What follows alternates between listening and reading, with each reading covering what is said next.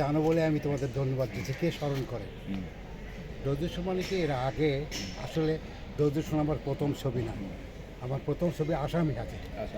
তা আসামি হাজের ছবি যে স্টাইলটা ছিল, ধরুন আমার ক্যামেরাম্যান যে আছে, যাই হোক কিছু নাই, বাইরের যে ছবিটাকে আমরা বলো যে অনুকরণ করেছি, আমি এরকমই আসামি হাজের গল্প মতো আমার ওই ছবিটা দৌদুসনের গল্পটা প্রায় মানে ছিল এরকম। তারপরে আমি ছবিটা স্টার্ট করি। এরপরে কিন্তু প্রথম ছবি কিন্তু আমার আসামি হাজির। আসামি হাজির ছিল কেমন ধরনের গল্পটাকে বলতে হয়, অর্থাৎ সোহেল রানা ছিল পুলিশ অফিসার এবং জসিম ছিল ধর্মা নামের ডাকাত, এবং তার তার সহধর্মণীকে মেরে ফেলে সোহেল রানা। সে রিভেঞ্জ নেওয়ার জন্য কিন্তু এরকম জসিমের সঙ্গে একটা বেশি ঠিক এইরকমই, এবং অসীমের ডবল অ্যাক্টিং ছিল। ঠিক এইরকম একটা গল্প তৈরি করি, কিন্তু এমন অবস্থা দাঁড়ালো যে গল্পটা কিন্তু আমি তৈরি করার পরে মহরত করেছিলাম, কিন্তু হয়নি। কিন্তু ঠিক এই ধরনেরই গল্প, এই ধরনের এর থেকে বেটার যে গল্পটা আমি ফলো করছি, এই ছবিটা এরাও করেছে।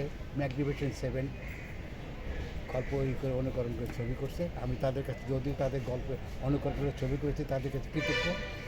ছবিটা আমি তৈরি করি, এবং কেন তৈরি করি যে ওই গল্পর সঙ্গে বাংলাদেশের যুদ্ধ, বাংলাদেশে আমরা করেছি, তার কারণ যে ওরা এসে ঢাকায় গ্রাম দখল করে।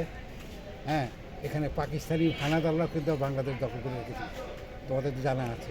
ঠিক ওই ধরনের তারপরে প্রোটেকশন করার জন্য আমরা যেমন মুক্তিযোদ্ধারা যুদ্ধ করে এসে দেশ স্বাধীন করছি, দুজনকে নিয়ে আসে পুলিশ অফিসার, এইভাবে কিন্তু তাদেরকে খতম করে। তারপরে কিন্তু খতমের সমাপ্ত ঘটে। ঠিক একই রকমের মনে হওয়ার পরে আমি সিদ্ধান্ত নেই ছবিটা করার জন্য। এবার কি যে এই ছবিটার সেন্সার প্রিন্ট পর্যন্ত ছিল 12,60,000 টাকা। ব্যবসা আমি তো আর নেই, অনেক করেছিল ব্যবসাটা। সুপার বাম্পার ছবি বা চলচ্চিত্র এমন কি ছিল যে তখনকার দিনে কিন্তু একটা এদেশে তখন ছবি তৈরি হয়েছিল প্রায় সামাজিক, সোশ্যাল, এই ধরনের ছবিগুলো তৈরি হতো, কিন্তু নাটক স্টাইলের ছবিগুলো, পারিবারিক ছবিগুলো। কিন্তু ওই ছবিটা কিন্তু একটু স্টাইলটা চেঞ্জ ছিল টোটাল, কিন্তু বাংলাদেশের চলচ্চিত্রের একটা মানে ডাইমেনশনটা, নতুন ডাইমেনশন কিন্তু আমি নিয়ে আসি। এবং অ্যাকশন ছবি বলতে কিন্তু আমি ওইটাই প্রথম মনে করি। এর আগেও একটা ছবি তৈরি হয়েছিল জিঘাংসা, যদি এই ছবিটা কিন্তু আমি প্রায় 75% আমি নির্মাণ করি। এরপর কিন্তু আসলে ফুল অ্যাকশন ছবি কিন্তু 10 দুশো, এবং অনেক ব্যাখ্যা করেছে এবং সাফল্য কিন্তু বাজার পেয়েছে। মানে সব ছবিগুলো মানে আমি এক ধরনের, যখন আমাকে মানে যখন এমন আসলো যে উনি তো এরকম হয়তো অনুকরণ করেছে, আমি নাম বললাম না বাইরে, তখন যেহেতু আমার অনুকরণ করেছে এরকম স্বাভাবিক ব্যাপার, পত্রপত্রিকা নানানভাবে আমার নামে বদনাম ছড়েছে। তখন আমি দেখলাম যে এই টাইপের ছবিটা আমি অনেক আগেও কল্পনা করেছি। তখন এই দেখানোর জন্য আমি এটা তৈরি করি, আপনার আসামি হাজির তৈরি করি। তখন বুঝালাম যে আমি পারি। আসামি হাজিরও এরকম ব্যাপক সারা দেখানোর ছবি, এবং ব্যাপকভাবে এটা ব্যবসা করে, এবং ওয়েস্টার্ন প্যাটার্নের ছবি ছিল ওটা। তো কাছে যে ছবিতে তেমন আমি ডাইমেনশন নিয়ে আসছি, এক ধরনের ছবি তৈরি করেছি। গানগুলো কিন্তু এক ধরনের। তারপর ড্রয়িং রুমের সং না, সিন ফর সং, মানে সিন ফর সং বলতে দৃশ্য যেরকম, দৃশ্যকে নিয়েই কিন্তু গানগুলো রচনা করেছি, এবং এক রকমের গান, এক স্টাইলের গান, কিন্তু গানগুলো খুব জনপ্রিয়তা।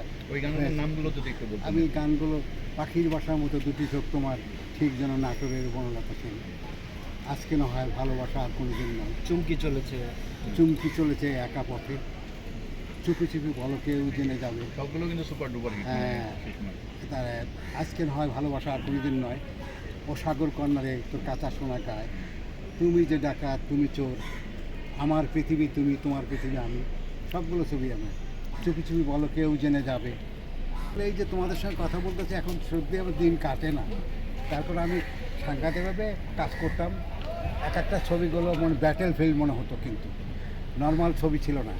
মানে ছবি যখন নির্মাণ করেছি, যে যতগুলো ছবি নির্মাণ করেছি মনে করি প্রত্যেকটা যুদ্ধক্ষেত্র, কিন্তু যেমন আমি একজন মুক্তিযোদ্ধা ছিলাম বলে সম্ভব ছিল, এবং আমার হিরোগুলোও এরকম ছিল, যোদ্ধা ছিল, যার জন্য সুবিধা, নইলে তো ছবি তৈরি করতে পারতাম না আমি।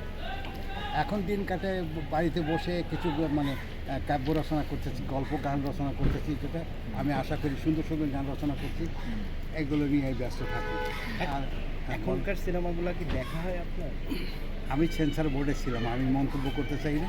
এগুলো আসলে সিনেমার মতো, মানে মানুষের মতো মানুষ যেমন সিনেমার মতো ছবি সিনেমা, চলচ্চিত্র বলে সিনেমার মতো সিনেমা, এগুলো আসলে আমি মনে করি ওই রকম সিনেমার না।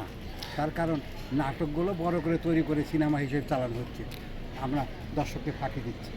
ছবি কিন্তু এরকম হচ্ছে, সিনেমা একটা আলাদা ভাষা আছে, বিজ্ঞাপনের ভাষা আলাদা, নাটকের ভাষা আলাদা, প্রত্যেকের সিনেমার ভাষা আছে, যতই হোক না কেন ওই সিনেমার টোটাল ভাষা এবং স্টাইলটা কিন্তু টোটাল আলাদা, আলাদা।